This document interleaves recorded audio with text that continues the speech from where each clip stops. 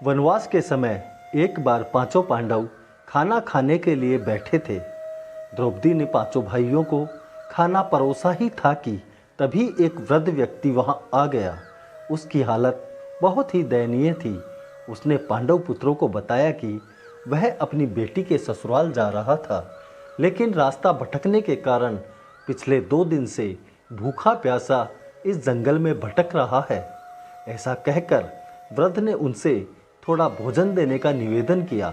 धर्मराज युधिष्ठिर ने मुस्कुराकर उस वृद्ध को अपने पास बुलाकर बैठाया और अपने सामने परोसा हुआ भोजन उस वृद्ध को खिला दिया। वृद्ध भोजन करके तृप्त हो गया और उनके द्वारा बताए सही मार्ग पर चला गया। तब अर्जुन ने युधिष्ठिर से कहा, भैया, जब आपको पता था कि हमारे पास इसके अलावा और भोजन नहीं है, फिर भी आपने अपना भोजन उस वृद्ध को क्यों खिला दिया? तब धर्मराज बोले, हे अर्जुन, इस समय हमारी हालत ऐसी नहीं कि हम कोई पुण्य कर सके। फिर भी इस जंगल में भगवान ने हमें यह पुण्य करने का मौका दिया था, तो भला हम उस मौके को कैसे गंवाते? चलो, आज तुम सबको एक कहानी सुनाता हूँ। धर्मराज बोले, एक समय की बात है, एक गांव के रास्ते पर एक घने बरगद के पेड़ के नीचे एक लड़का प्याऊ लगाता था। आते जाते राहगीर उससे पानी पीते और बरगद की ठंडी छांव में अपनी थकान मिटा लेते। लड़का कई दिन से एक बात सोच रहा था कि यहाँ आने जाने वाले लगभग सभी लोगों को मैं जानता हूँ, लेकिन ये 4 लोग अक्सर मेरे पास पानी पीने आते हैं, लेकिन कभी भी रुकते नहीं। और ये चारों न तो आसपास के किसी गांव से हैं और न ही किसी के रिश्तेदार हैं। फिर ये हर 2-3 दिन में यहाँ कैसे आते हैं? इस बार जब वे चारों उसके पास आए तो उसने उनसे कहा, भाई, आप लोग कौन हो और यहाँ क्यों आते हो, जबकि यहाँ दूर दूर तक तुम्हारा कोई सगा संबंधी भी नहीं है? लड़के की बात सुन वे चारों हंसने लगे और बोले, रहने दो भाई, क्या करोगे हमारा परिचय जानकर? बस इतना समझ लो कि हम जिसके घर जाते हैं उसके घर में दुख आ जाता है। लड़का तपाक से बोला, कहीं चोर या डाकू तो नहीं हो आप? घर में दुख तो उनके आने से ही आता है। वे चारों फिर हंसने लगे और बोले, देख भाई, तू लोगों की इतनी सेवा करता है, हम लोग भी जब भी आते हैं तू प्यार से पानी पिलाता है और हमें कुछ देर ठंडी छांव में आराम करने का आग्रह भी करता है, इसीलिए हम तुझे अपना दोस्त समझते हैं। अतः तुझे बता सकते हैं, लेकिन वादा करो तुम किसी को भी हमारे बारे में कुछ नहीं बताओगे। लड़के ने पानी के लोटे को हाथ में लेकर उन्हें वचन दे दिया। तब उन्होंने बताया कि वे यमदूत हैं और जिनका समय पूरा हो जाता है उस जीव आत्मा को लेने के लिए यहाँ आते हैं। आज हम जिसे लेने जा रहे हैं उसका अभी थोड़ा समय बच रहा है, इसीलिए हम रुक गए, अन्यथा हमारे पास इतना समय नहीं होता कि हम कहीं भी रुक सके।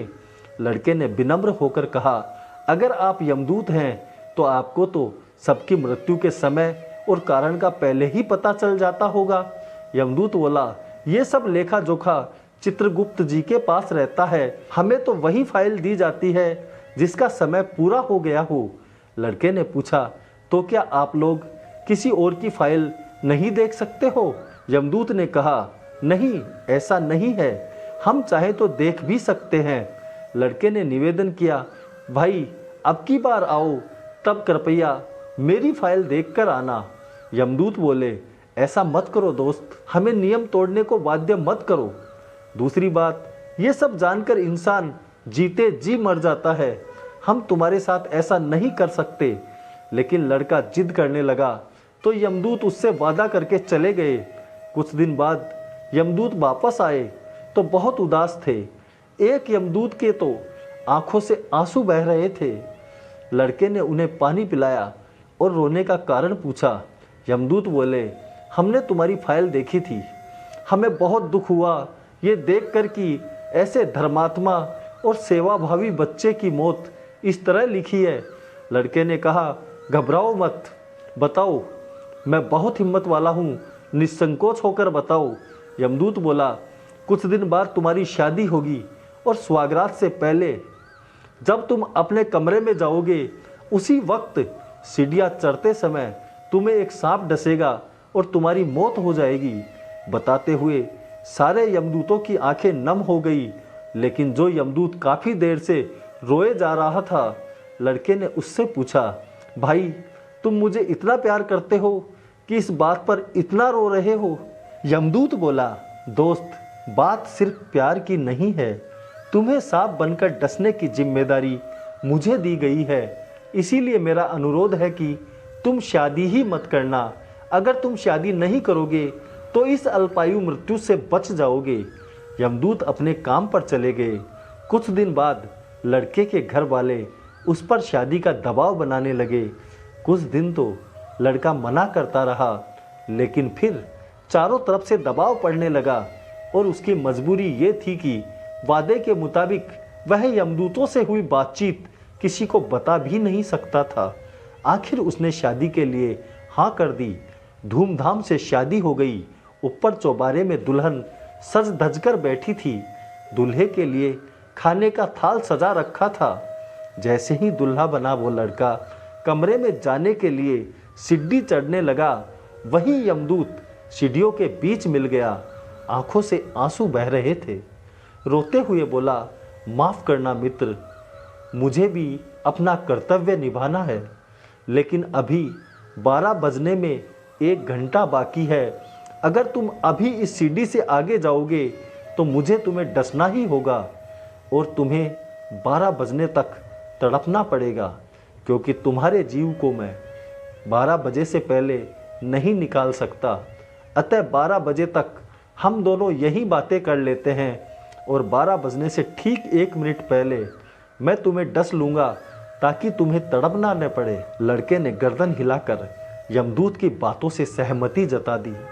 उधर ऊपर चौबारे के दरवाजे के पीछे से उसकी दुल्हन उन दोनों की बातें सुन रही थी। उसने सोचा, ये क्या, मेरा सुहाग तो अब कुछ पलों का ही है, हमारा तो मिलन भी नहीं हो पाएगा। वो अपनी किस्मत पर आंसू बहाने लगी। इधर वो लड़का और यमदूत बातें करते करते भगवान का कीर्तन करने लगे। तभी एक घटना घटी। नज़दीक ही एक गरीब बूढ़ा अपनी झोपड़ी में रहता था। उसके एक बेटी थी जिसे उसके पति ने छोड़ दिया था। ठीक उसी समय उसकी बेटी ने एक बेटे को जन्म दिया। बच्चे का जन्म होते ही वह लड़की भूख से तड़पने लगी। उसने अपने पिता से कहा कि मुझे तुरंत खाने के लिए कुछ भी चाहिए। भूख के मारे मेरी सांसें रुक रही हैं, शरीर ठंडा पड़ रहा है। बूढ़े ने झोपड़ी में सब तरफ देखा, पर खाने का कोई सामान नहीं था। 12 बजने में कुछ ही समय बाकी था।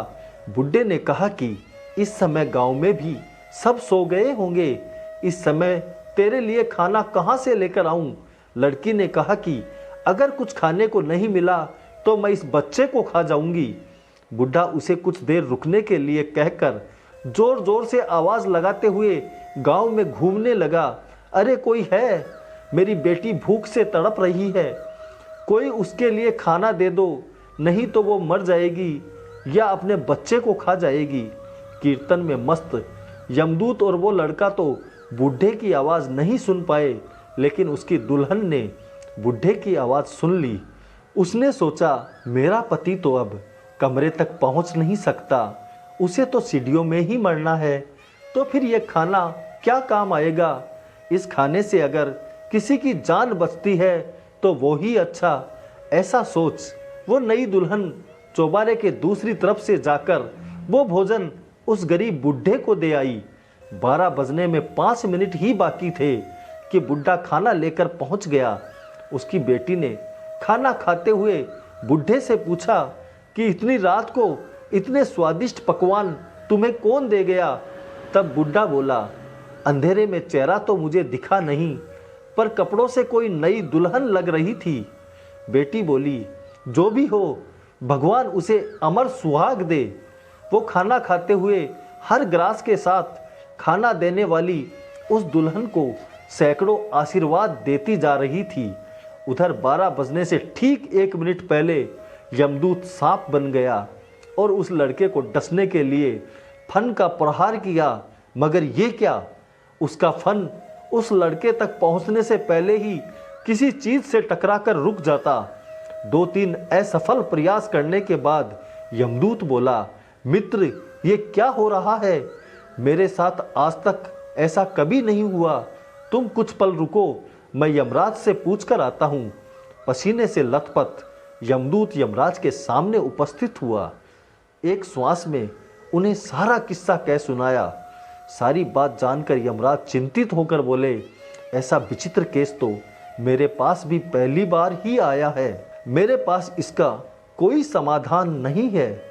चलो भगवान विष्णु के पास चलते हैं, वो ही इसका हल निकाल सकते हैं। भगवान विष्णु ने इत्मीनान से उनकी बात सुनी, फिर दिव्य दृष्टि से देखा तो सारा माजरा समझकर बोले, हे यमराज, उस बच्चे की फाइल अब हमारे पास पहुंचा दो। हमें उसमें कुछ परिवर्तन करना होगा, क्योंकि उसकी पत्नी ने उसके हिस्से का भोजन एक बच्चे को जन्म देने वाली भूखी माँ को खिलाकर 2 जीवों की रक्षा की है। अतः उस भूखी माँ की आत्मा से निकला आशीर्वाद उस नई दुल्हन के सुहाग की ढाल बनकर रक्षा कर रहा है। असहाय भूखे को भोजन करवाना सबसे बड़े पुण्यों में से एक है, और उस लड़के के द्वारा अंतिम समय में किया गया हरि कीर्तन उसके द्वारा पूर्व में किए हुए पापों को धोने के लिए काफ़ी है। अतः उस भूखी माँ के आशीर्वाद के कारण हम उस लड़के को शतायु देने के लिए विवश हैं। भगवान विष्णु के वचन सुन यमदूत बहुत प्रसन्न हुआ। वो दौड़कर उस लड़के के पास आया और उसे सारी बात बताई। फिर उसे सुखी जीवन का आशीर्वाद देकर यमलोक लौट गया। वो लड़का अपनी पत्नी के साथ सुखपूर्वक जीवन व्यतीत करने लगा। अतः हे अर्जुन, किसी भूखे को भोजन करवाना सबसे बड़ा पुण्य है, और उसकी आत्मा से निकला आशीर्वाद हमारी बड़े से बड़े संकट से रक्षा करने के लिए काफ़ी है। कहानी पसंद आई तो लाइक करें, कमेंट बॉक्स में कहानी पर अपने विचार अवश्य लिखें। चैनल पर नए हैं तो सब्सक्राइब ज़रूर कर लें। मैं रोज़ आपके लिए ऐसी ही कहानियाँ लेकर आता हूँ। धन्यवाद। जय हिंद, जय भारत।